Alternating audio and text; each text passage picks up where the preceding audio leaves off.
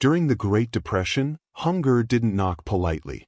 It showed up suddenly, stayed too long, and left families scrambling for answers. When paychecks disappeared and cupboards ran bare, one place stayed open when almost everything else closed: the church. Not just for prayer, but for food.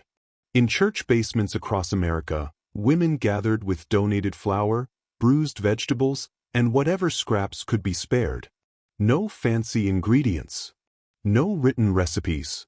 Just memory, faith, and the urgent need to feed everyone who walked through the door. These meals weren't about comfort or taste alone. They were about survival, dignity, and community. Every pot stretched further than it should have. Every recipe was designed to feed many, waste nothing, and keep hope alive for one more week. Today, most of these dishes have vanished, forgotten as prosperity returned. But their stories still matter. In this video, we're uncovering 10 church recipes born in the hardest years America ever faced, simple, humble meals that once kept entire towns alive. Depression-era church bean stew. In the early 1930s, bean stew became a quiet hero in church kitchens across America.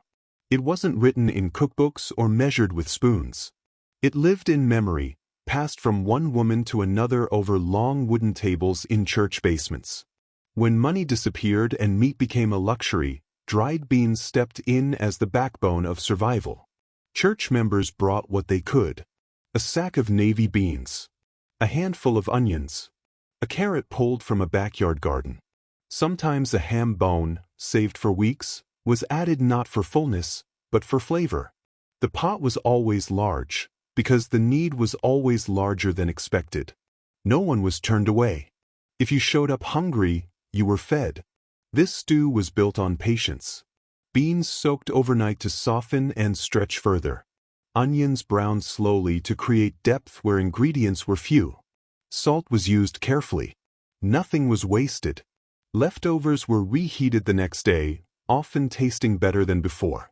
It wasn't just food. It was planning, restraint, and care in liquid form. For children, this stew meant a warm stomach and quiet relief.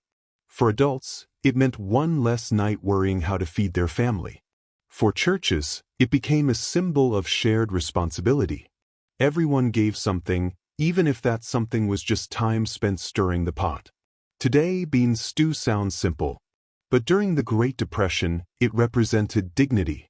It proved that even in hard times, communities could protect their own. This was not charity. It was cooperation. Most of these stews were never named. They didn't need titles. They were simply known as what we had tonight. And for thousands of families, that was more than enough. Depression-era church cornbread pudding. In church basements during the Great Depression, cornbread pudding became a miracle dish made from almost nothing. Cornmeal was cheap, filling, and familiar, already trusted by families who had grown up with it. When wheat flour ran out or became too expensive, cornmeal stepped in without complaint. This recipe often began after Sunday service.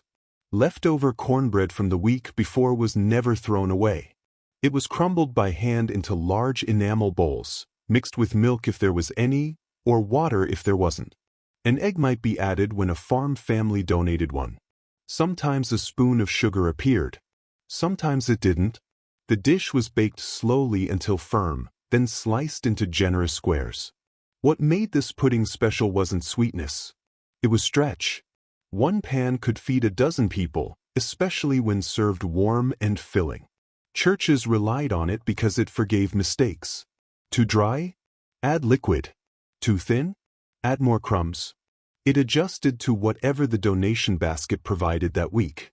For children, cornbread pudding felt like dessert on days when dessert no longer existed. For adults, it was reassurance disguised as food.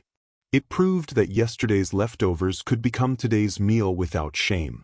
This dish carried deep roots, echoing older rural traditions and Southern survival cooking. In the Depression, churches preserved it not out of nostalgia, but necessity. It became a quiet promise that nothing given would be wasted. Today, cornbread pudding is rarely remembered as a lifeline. But in those years, It helped churches do what governments could not. It fed people, gently, faithfully, and without asking questions. Each slice carried warmth, memory, and survival, reminding everyone gathered that even broken bread could be remade into something steady, sustaining, and shared, one careful pan at a time during the hardest winters imaginable. Depression-era church potato soup. Potato soup became a staple in Great Depression church kitchens because potatoes almost never failed. They were cheap, easy to grow, and filling enough to quiet hunger for hours. When donations were thin and winter was long, sacks of potatoes often arrived first, sometimes dropped off quietly at the church door before sunrise. This soup began simply. Potatoes were peeled by hand, often by volunteers sitting together at long tables, talking softly about bills, weather, and neighbors who hadn't been seen lately. Onions were added if available. A bit of fat, lard, bacon grease, or butter was stretched carefully, used more for comfort than richness. Milk was a luxury, so many pots relied on water and patience instead. The soup was cooked slowly, stirred often, and seasoned lightly. No one wanted to waste salt or pepper. Some churches mashed part of the potatoes directly in the pot to thicken the broth, creating a creamy texture without cream. When bread was donated, it was served on the side. When it wasn't, the soup stood alone. For families, potato soup meant reliability. It didn't surprise you. It didn't demand ingredients you couldn't afford. It showed up week after week, steady and warm, especially during cold months when hunger felt sharper. Children learned to recognize its smell before they reached the church steps. This dish also carried quiet equality. Rich or poor, everyone ate the same soup from the same pot. There were no special bowls. No second versions. Just one shared meal that reminded people they were not alone in their struggle. Today, potato soup is remembered as comfort food. During the Great Depression, it was something more serious. It was survival made gentle, proof that with shared effort and humble ingredients, a community could hold itself together, one warm ladle at a time. Depression-era church cabbage and noodles. Cabbage and noodles was a church favorite during the Great Depression because it turned the cheapest vegetables into a filling, shared meal. Cabbage was hardy, stored well through winter, and cost almost nothing. Noodles, often homemade, stretched the pot when meat was nowhere to be found. In church kitchens, cabbage was sliced thin by hand, filling the room with a sharp, earthy smell. Volunteers boiled it slowly until tender, then folded it together with noodles cooked in the same water. Nothing went down the drain. A spoon of butter or bacon grease might be added if someone donated it. When there was no fat, salt alone carried the dish. This meal wasn't fancy, and it wasn't meant to be. It was built to calm hunger fast. A single bowl could sit heavy and warm in the stomach for hours, which mattered when the next meal was uncertain. Churches relied on it during midweek suppers, funerals, and cold evenings when people arrived exhausted and quiet. For immigrant families, especially those from Eastern Europe, this dish felt familiar. It reminded them of meals cooked long before America, before factories, before the crash. In church halls, those old traditions quietly blended with new struggles. Children often pushed the cabbage aside at first, but ate it anyway. Adults never complained. Gratitude replaced preference during those years. Everyone understood what the meal represented. Today, cabbage and noodles is nearly forgotten, dismissed as plain. But during the Great Depression, it was dependable. It showed how churches used simplicity as strength, turning humble vegetables into a meal that fed bodies and steadied spirits, bowl after bowl, when stability felt impossible to find. It lingered in memory long after plates emptied, reminding communities that endurance could be cooked and shared. Depression-era church bread soup. During the Great Depression, bread soup became one of the most practical meals ever served in church kitchens. It existed for one simple reason: bread was never thrown away. Even when loaves turned hard and dry, churches knew they still held value. This soup usually began with donated bread collected throughout the week. Stale slices, cracked heels, and broken pieces were all saved in sacks behind the church kitchen. On cooking day, the bread was torn by hand and soaked in water or thin broth until it softened again. Onions were added when available. A clove of garlic, if someone was lucky enough to spare it, brought warmth to the pot. There was no single version of bread soup. Some churches added milk when a dairy family donated extra. Others stirred in a bit of bacon grease or leftover vegetables from earlier meals. Salt was used sparingly. The goal wasn't flavor, it was nourishment and waste prevention. Bread soup fed more people than expected. Once simmered, it thickened naturally, becoming filling enough to quiet hunger. Served hot, it warmed hands and stomachs at the same time. For children, it tasted plain but comforting. For adults, it represented discipline and survival. This dish also taught an unspoken lesson. Nothing was useless. Nothing was beneath saving. Churches didn't treat this meal as charity. It was cooperation, built from shared responsibility and careful habits learned the hard way. Today, bread soup sounds like something invented out of desperation. That's because it was. But during the Great Depression, it allowed churches to stretch donations, protect dignity, and feed entire rooms of people without waste. Each bowl carried proof that even when resources failed, care and ingenuity still showed up, quietly, one softened crust at a time. Depression-era church rice and gravy. During the Great Depression, rice and gravy became a quiet staple in church kitchens because it could stretch farther than almost any other meal. Rice was cheap, shelf-stable, and filling. A single sack could feed dozens when cooked properly, which made it invaluable when donations were unpredictable. Church volunteers cooked rice in large pots, careful not to waste a single grain.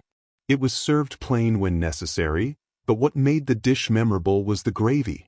Gravy didn't require much, just fat, flour, and liquid. Bacon drippings saved in jars, a bit of meat broth, or even vegetable water became the base. The gravy was stirred slowly, watched closely, and seasoned with restraint. This meal was especially common in Southern churches, where rice had long been part of everyday cooking. It didn't rely on meat to feel complete. The warmth, thickness, and familiarity were enough. One ladle of gravy transformed plain rice into something that felt intentional, not desperate. For families, rice and gravy meant consistency. It showed up when pantries were empty and paychecks hadn't returned. Children learned to scrape their bowls clean. Adults ate quietly, grateful for a meal that asked nothing of them except presence. The dish also carried dignity. Everyone received the same portion. No one was singled out. It wasn't labeled as relief food. It was simply supper, served with calm routine. Today, rice and gravy is often remembered as comfort food. In the Great Depression, it was stability. It allowed churches to feed many without drawing attention to scarcity. Each plate reminded people that even the simplest ingredients, handled with care, could create fullness, warmth, and a sense of order when the world felt uncertain. Depression-era church bean and biscuit supper. Bean and biscuit suppers were common in church halls during the Great Depression because they balanced protein, fullness, and comfort with almost no cost. Beans were already soaking in many homes, and biscuits could be made quickly from flour, fat, and leavening, ingredients churches could usually gather through small donations. The beans were cooked first, often the same way every week. Dried beans simmered for hours until soft, sometimes flavored with a scrap of salt pork or a spoon of bacon grease saved for special meals. If no meat was available, onions and patience did the work. The broth was kept thick, never watery, because it needed to satisfy. Biscuits were mixed by hand in large bowls. No one measured carefully. Dough was pinched, patted, and baked close together so nothing spread or wasted heat. They came out plain, lightly browned, and sturdy enough to split and soak up bean broth. This meal mattered because it felt complete. A bowl of beans alone filled the stomach, but the biscuit added reassurance. It made the supper feel intentional, like a proper meal rather than emergency food. Children dunked biscuits into the beans. Adults broke them quietly, saving half for later. Churches relied on this combination during colder months and long stretches of unemployment. It could be served repeatedly without complaint. Familiarity was a comfort when everything else felt unstable. Bean and biscuit suppers also encouraged gathering. People lingered after eating, talking softly, sharing news, and helping each other quietly. The meal created space for connection, not just nourishment. Today, this kind of supper feels old-fashioned. But during the Great Depression, it represented balance. Protein, bread, warmth, and dignity on one plate. It proved that with simple planning and shared effort, churches could turn basic ingredients into a meal that fed bodies and steadied communities, night after night, without asking anyone to explain their hunger. Depression-era church vegetable stew. During the Great Depression, vegetable stew became one of the most versatile and relied upon meals in church kitchens. It didn't need meat, fancy spices, or elaborate preparation, just a variety of donated vegetables, water, and patience. Churches collected whatever families could spare: potatoes, carrots, turnips, onions, sometimes a bit of cabbage or beans. Nothing went to waste, and everything found a purpose in the pot. Volunteers chopped, peeled, and added vegetables in layers, starting with the hardest ones that took the longest to cook. Water was poured carefully to cover the mixture, and the stew simmered slowly over low heat. Every stir was deliberate, ensuring nothing stuck and nothing was lost. Salt was used sparingly. Herbs, if anyone could spare them, were chopped fresh and added at the last moment. What made vegetable stew extraordinary wasn't taste, it was resilience. A single large pot could feed dozens, often stretching to a second meal the next day. Children were given generous bowls, warm and filling, while adults understood the careful balance behind every ingredient. Each spoonful carried thought, care, and intention. Churches depended on this meal not just to fill empty stomachs but to maintain a sense of community. People knew that as long as the stew was cooking, they were not alone. It became more than food, it was solidarity in a bowl, a quiet reassurance that even in harsh times, someone was looking out for them. Today, vegetable stew may seem humble, even plain. But during the Great Depression, it was ingenuity, care, and survival all simmered together. Each pot told the story of families, faith, and resilience, proving that even the simplest ingredients could nourish both body and spirit. Depression-era church molasses cookies. In the dimly lit kitchens of churches during the Great Depression, molasses cookies offered something rare: sweetness. Most meals were plain, practical, and designed to stretch as far as possible.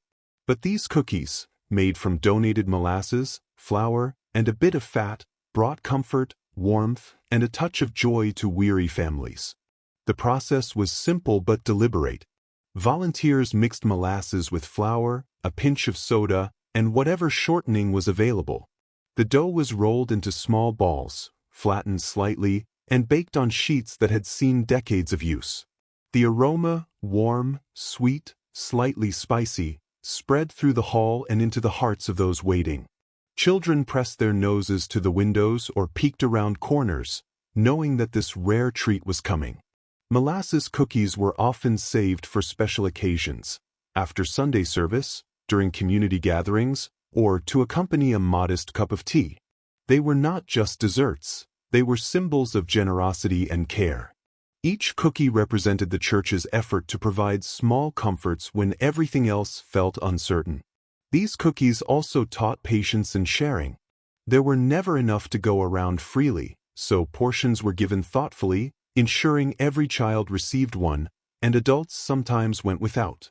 That small act of fairness carried lessons beyond the kitchen: community, empathy, and resilience in hard times. Today, molasses cookies might be remembered simply as old-fashioned treats. But during the Depression, they were hope baked into sugar-dark dough. One bite carried warmth, a reminder that even in scarcity, churches worked to preserve dignity, sweetness, and a sense of togetherness, one carefully baked cookie at a time. Depression-era church pecan coffee cake. Even in the midst of the Great Depression, church kitchens found ways to make gatherings feel special, and pecan coffee cake became a small luxury that carried big meaning. Ingredients were always scarce, but when families donated a handful of pecans, a bit of sugar, or a splash of milk, the church transformed them into something memorable. The cake started with basic flour, a little fat or shortening, and eggs when available. Sugar was used sparingly, sometimes replaced with molasses for sweetness and color. Pecans were chopped and sprinkled on top or mixed into the batter, providing crunch and richness that was rare during those hard years. The batter was poured into well-worn pans and baked slowly, filling the church with the smell of warmth, toasted nuts, and comfort. Coffee cake wasn't meant for every meal. It was reserved for Sunday mornings, fellowship gatherings, or special occasions. Children's eyes would light up when slices were passed around, and adults savored the treat, often with a small cup of coffee or tea. It became a symbol that even in hardship, small pleasures could still exist. What made this dish important wasn't just flavor, it was community. Preparing, baking, and sharing the coffee cake required collaboration, patience, and care. Every slice represented the generosity of many families, the skill of volunteers, and the comfort of tradition in uncertain times. Today, pecan coffee cake might seem like a simple dessert, but during the Great Depression, it was a lifeline of hope, a reminder that church kitchens didn't just feed bodies, they nourished hearts. One piece at a time, it carried resilience, faith, and sweetness through some of America's hardest days. The Great Depression tested every family, but church kitchens turned scarcity into community and simple ingredients into survival. From bean stews to pecan coffee cake, these recipes weren't just food, they were hope, care, and togetherness served by hand. Today, many are forgotten, but remembering them keeps the spirit alive. Try one of these recipes, share it with someone, and taste a piece of history that fed both body and heart.